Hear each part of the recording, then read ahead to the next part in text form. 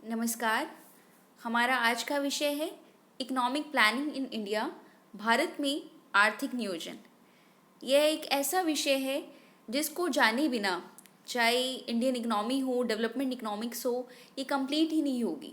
स्वतंत्रता के बाद जो हमारी भारतीय अर्थव्यवस्था में घटित हुआ, उसकी पूरी कहानी मिलती है इकोनॉमिक प्लानिंग इन इंडिया में, भारत में आर्थिक नियोजन।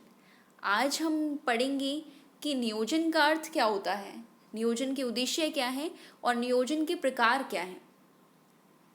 और नेक्स्ट क्लास में हम रीड करेंगे कि स्वतंत्रता के बाद कैसे कैसे टारगेट्स रखे गए, पहली पंचवर्षीय योजना से लेकर 12वीं पंचवर्षीय योजना तक, और उसके बाद क्यों नीति आयोग का उद्गम हुआ। तो हम शुरू करते हैं नियोजन से कि भारत में स्वतंत्रता के पश्चात नियोजित मिश्रित प्रणाली को अपनाया गया। यहाँ ये ध्यान देने योग्य बात है कि नियोजित मिश्रित प्रणाली से क्या मतलब होता है।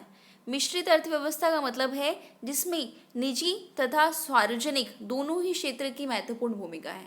जिसमें कौन से क्षेत्र होंगे, निजी भी होंगे तथा सार्वजनिक भी होंगे, निजी प्लस सार्वजनिक, यानी प्राइवेट सेक्टर भी इंक्लूड है और गवर्नमेंट सेक्टर भी इंक्लूड है। ऐसी अर्थव्यवस्था कहाँ पाई जाती है भारत में? कब चुनी गई? स्वतंत्रता के पश्चात नियोजित मिश्रित प्रणाली को आर्थिक विकास के लिए चुना गया। हमने माना कि हमें इकोनॉमिक डेवलपमेंट करना है तो कौन सी पॉलिसी चुनेंगे? नियोजित मिश्रित प्रणाली। नेक्स्ट क्वेश्चन है कि योजना आयोग का गठन कब हुआ? 13 मार्च 1950 को। कई बार एग्जाम्स में क्वेश्चन आता है। ये जो इकोनॉमिक प्लानिंग ऑफ इंडिया है, सिविल सर्विसेज व्यू के पॉइंट ऑफ व्यू से भी बहुत इंपॉर्टेंट है। बहुत क्वेश्चंस आते हैं 12th 5 ईयर प्लान पर, प्लानिंग का क्या ऑब्जेक्टिव्स थे। तो योजना आयोग का कब गठन हुआ? 13 मार्च 1950। 13 मार्च 1950 को योजना आयोग का गठन हुआ। नेक्स्ट क्वेश्चन है कि अब जो है प्लानिंग को कम्प्लीटली समाप्त कर दिया गया है। इसके स्थान पर, प्लानिंग कमीशन के स्थान पर नीति आयोग का गठन किया गया है। तो नीति आयोग की स्थापना कब हुई? 1 जनवरी 2015 में। ये 3 बातें बहुत इंपॉर्टेंट थी जो मैंने स्टार्टिंग में ही आपको बताई हैं कि भारत में कौन सी प्रणाली को चुना है? नियोजित मिश्रित प्रणाली को चुना है आर्थिक विकास के लिए। नियोजित मिश्रित प्रणाली का मतलब होता है जिसमें निजी क्षेत्र की भी भूमिका है और सार्वजनिक क्षेत्र की भी भूमिका है। प्लानिंग कमीशन का गठन कब किया गया? 13 मार्च 1950 को। प्लानिंग कमीशन के स्थान पर नीति आयोग का गठन कब हुआ? 1 जनवरी 2015 में। नेक्स्ट स्लाइड की ओर चलते हैं हम। नेक्स्ट स्लाइड में बात करेंगे मीनिंग ऑफ इकोनॉमिक प्लानिंग। आर्थिक नियोजन का अर्थ क्या है? देखिए, हम कोई भी काम करते हैं, मान लीजिए कि आप एग्ज़ाम्स की तैयारी कर रहे हैं, तो आप एग्ज़ाम्स की तैयारी कैसे करेंगे? पहले आप देखेंगे कि सिलेबस क्या है और बुक्स क्या हैं आपके पास। फिर आप देखेंगे कि एग्ज़ाम्स का क्रम क्या है, उसके प्रायोरिटी के अनुसार आप तैयारी करनी शुरू करेंगे। यही हमारी इकोनॉमिक प्लानिंग में होता है। कैसे? इकोनॉमिक प्लानिंग का मतलब है to estimate our economic resources, मतलब हमारे जो आर्थिक संसाधन हैं, जितने भी इकोनॉमिक रिसोर्सेज हैं, उसका अनुमान लगाना। आर और allocate these resources according to our national priorities. ये AUR के स्थान पर OR आएगा।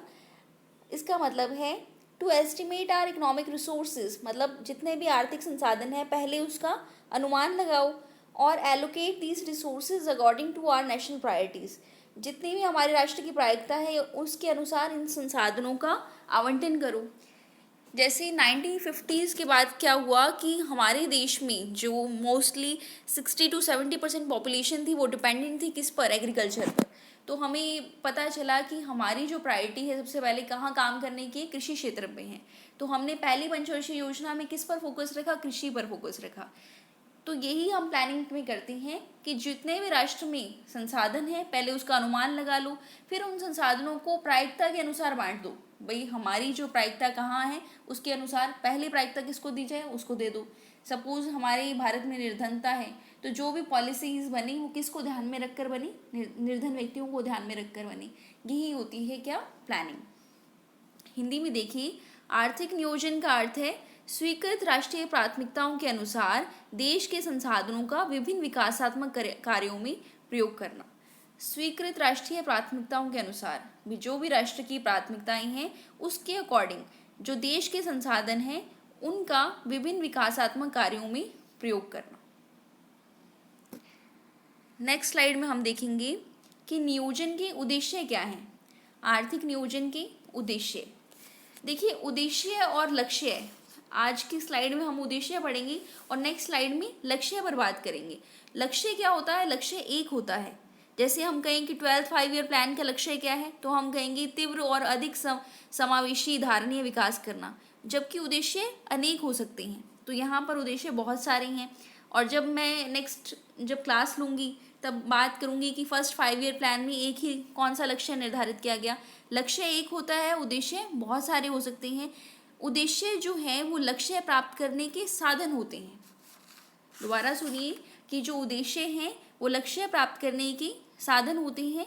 अब हम बात कर रहे हैं कि ये जो हम प्लानिंग कर रहे हैं, प्लानिंग के उद्देश्य क्या क्या हैं। सबसे पहला उद्देश्य है संसाधनों का सर्वोत्तम उपयोग सुनिश्चित करना। जितने भी संसाधन हैं हमारे पास उनका मैक्सिमम यूटिलाइजेशन हो, ये सुनिश्चित करना। सेकंड है आर्थिक विकास को बढ़ावा देना, इकोनॉमिक डेवलपमेंट ज़्यादा से ज़्यादा हो। थर्ड है सामाजिक न्याय, सबको सोशल जस्टिस मिले, ज़्यादा कोई गरीब ना रह जाए और बहुत ज़्यादा अमीर ना हो जाए।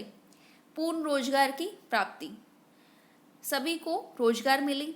गरीबी निवारण एवं रोजगार अवसरों का सृजन, जैसे हम कल की क्लास के में पढ़ेंगे कि बहुत सारी ऐसी योजनाएं बनाई जिसमें किस पर फोकस किया गया कि गरीबी हटाओ और ज़्यादा से ज़्यादा रोजगार बढ़ाने की प्रोग्राम्स चलाए गए। तो ये सब फोकस हैं किसकी? नियोजन की। आत्मनिर्भरता की प्राप्ति। नेक्स्ट है निवेश तथा पूंजी को बढ़ावा देना। ये क्वेश्चन अलग से भी आ सकता है एग्जाम में कि नियोजन किसे कहते हैं और नियोजन के उद्देश्य लिखिए। आधारभूत ढांचे का विकास करना, आधुनिकीकरण जिसे छठी पंचवर्षीय योजना में लागू किया गया। मानव संसाधन का विकास जिसे 8वीं योजना में लागू किया गया। ये पहली योजना से लेकर 12वीं योजना तक हम बात करेंगे कल, जिसमें कौन कौन से लक्ष्य निर्धारित किए गए। आज हम पढ़ रहे हैं उद्देश्य क्या क्या हैं। भाई हम प्लानिंग करते हैं, प्लानिंग करने के क्या क्या उद्देश्य हैं। निजीकरण, उदारीकरण, वैश्वीकरण के दौर में गरीबों को सुरक्षा जाल प्रदान करना। निजीकरण, उदारीकरण, वैश्वीकरण। वैश्वीकरण का मतलब है कि हमारी अर्थव्यवस्था को विश्व की सभी अर्थव्यवस्थाओं से जोड़ना। ठीक है। उदारीकरण मतलब ये है कि जितने भी इंडस्ट्रीज हैं, जो भी हैं, उसको उदार बनाया जाए। उसके लिए कोई रूल्स एंड रेगुलेशंस लागू ना किए जाएं कि आप इंडस्ट्री खोल सकते हो, आप नहीं खोल सकते।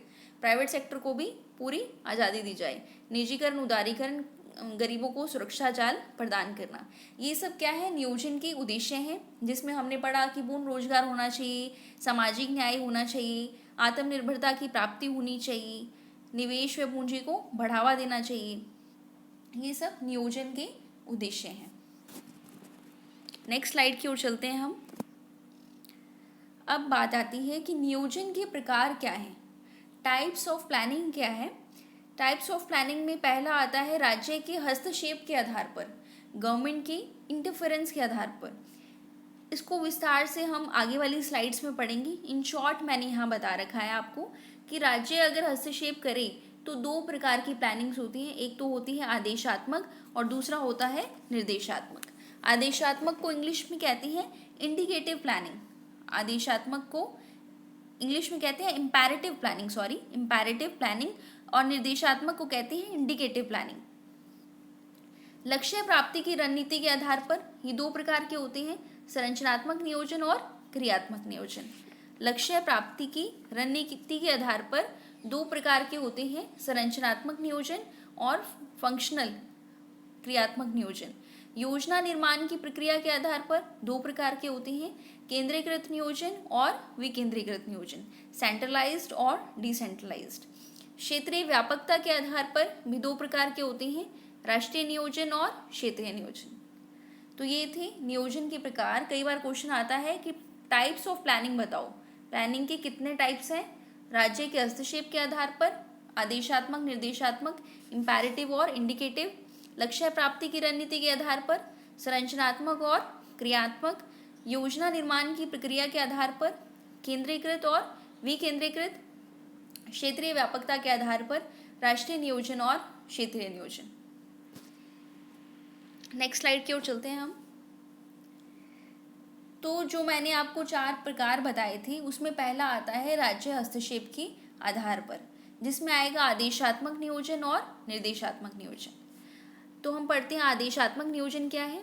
आदेशात्मक नियोजन एक केंद्रीकृत व्यवस्था है जिसमें राज्य व सरकारी संस्थाओं का व्यापक एवं प्रत्यक्ष हस्तक्षेप होता है।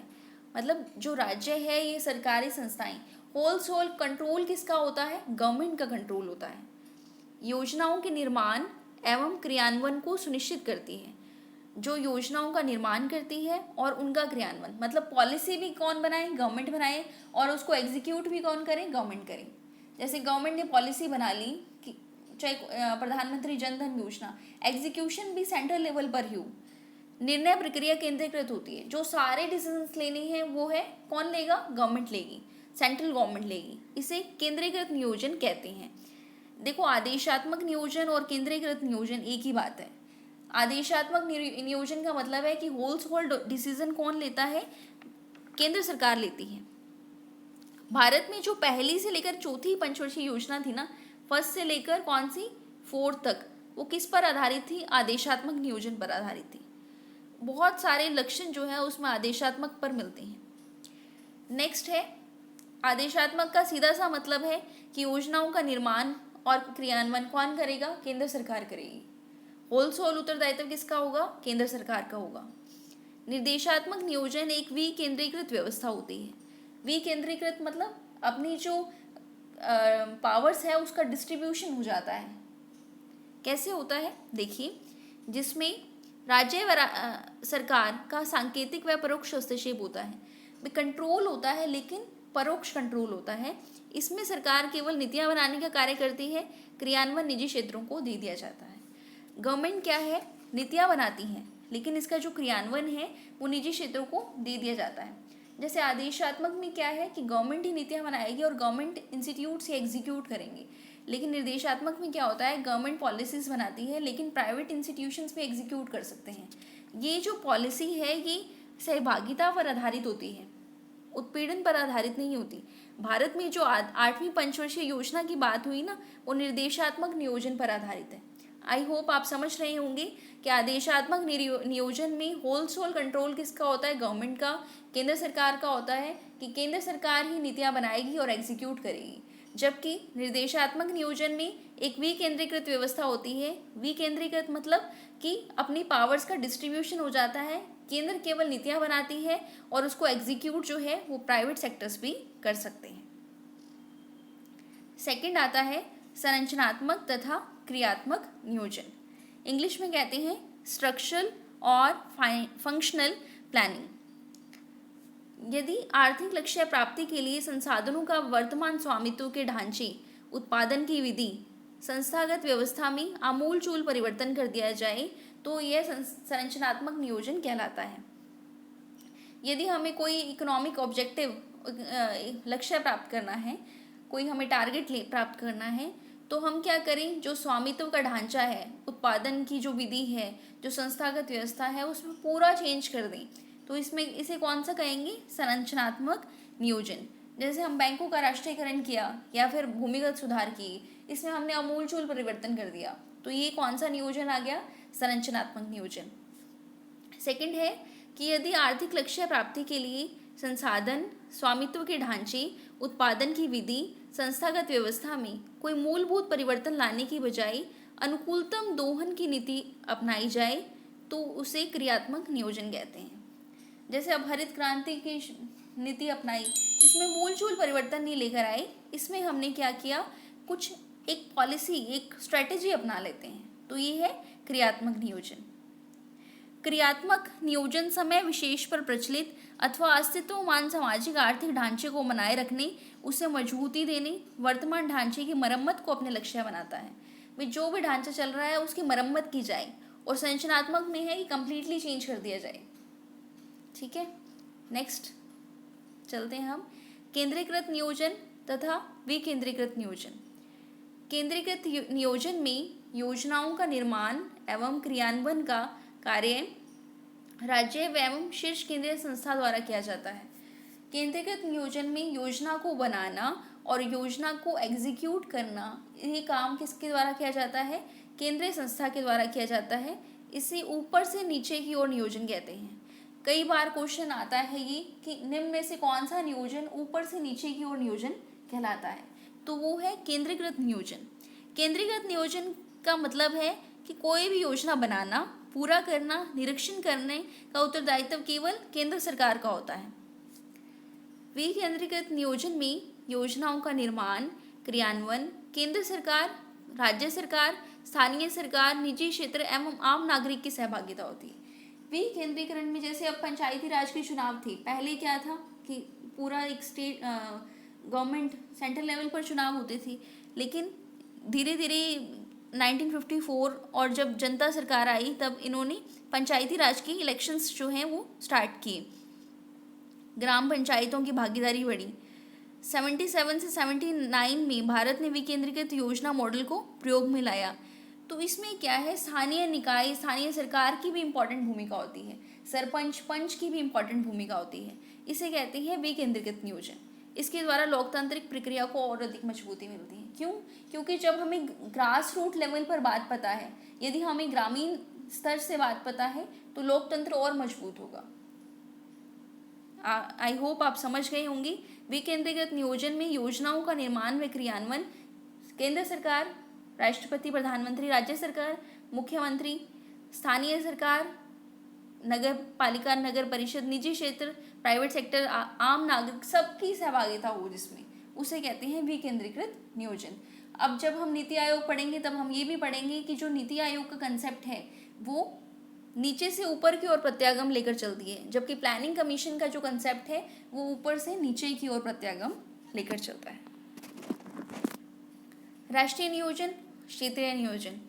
जब शीर्ष केंद्रीय संस्था द्वारा राष्ट्रीय स्तर पर योजना के लक्ष्यों और रणनीति का निर्धारित किया जाता है, जो होल सेंट्रल लेवल की संस्था है वो ही योजना बनाए, तो उसे कहेंगे राष्ट्रीय नियोजन। जितने भी प्लानिंग्स के टाइप पढ़े हैं हमने, चाहे वो केंद्रीकृत नियोजन है या आदेशात्मक नियोजन है या राष्ट्रीय नियोजन है, इसमें होल उत्तरदायित्व किसका होगा? केंद्र का होगा। क्षेत्रीय नियोजन हुआ, विकेंद्रीकृत नियोजन हुआ या निर्देशात्मक नियोजन हुआ, इसमें जो कंट्रीब्यूशन होगा वो स्टेट और सेंटर या फिर जो ग्राउंड लेवल पर व्यक्ति है, स्थानीय सरकार है, उन सब का होगा। जैसे 12वीं पंचवर्षीय योजना में 8% जो आर्थिक समृद्धि की दर लक्ष्य निर्धारित किया है वो किसका काम है? सेंटर ने किया है। क्षेत्रीय नियोजन कैसे कहते हैं? जब किसी क्षेत्र विशेष को ध्यान में रखकर योजना के लक्ष्य और नीतियों का निर्धारण किया जाता है।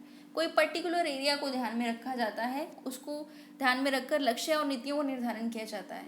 सपोज कि हम जैसे अब गंगानगर रह रहे हैं, गंगानगर के किसी पर्टिकुलर एरिया को ध्यान में रखकर, पुरानी आबादी है, अग्रसेन नगर है, अगर उसको ध्यान में रखकर हम एक नीतियों का निर्धारण करें, लक्ष्य बनाएं कि यहाँ पर गंदगी नहीं होनी चाहिए, बिल्कुल सफाई रहनी चाहिए, सिर्फ और सिर्फ उस एरिया के लिए, तो उसे कहेंगे क्षेत्रीय नियोजन। क्या कहेंगे उसे? क्षेत्रीय नियोजन। यह राष्ट्रीय नियोजन का हिस्सा है। क्यों? क्योंकि जो गंगानगर की पुरानी आबादी है वो किस में आती है? इंडिया में ही तो आती है। जैसे भारत के उत्तरी पूर्वी राज्यों के लिए विकास परियोजनाओं का निर्माण करना, बिल्कुल इन्होंने इस तरह बताया है जैसे भारत पूरा इंडिया है, उसके केवल उत्तरी पूर्वी राज्यों के लिए हम विकास परियोजनाओं का निर्माण करते हैं, तो वो एक रीजनल प्लानिंग में आता है। और रीजनल प्लानिंग किसका पार्ट है? राष्ट्रीय नियोजन का पार्ट है। आज के लिए इतना ही। आज हमने जाना प्लानिंग किसे कहते हैं, प्लानिंग के उद्देश्य क्या है और प्लानिंग के टाइप्स क्या हैं। कल की लेक्चर में हम पढ़ेंगे कि भारत में पहली पंचवर्षीय योजना से लेकर 12वीं पंचवर्षीय योजना तक क्या लक्ष्य निर्धारित किए गए और कितना टारगेट रखा गया और क्या अचीव हुआ। Thank you.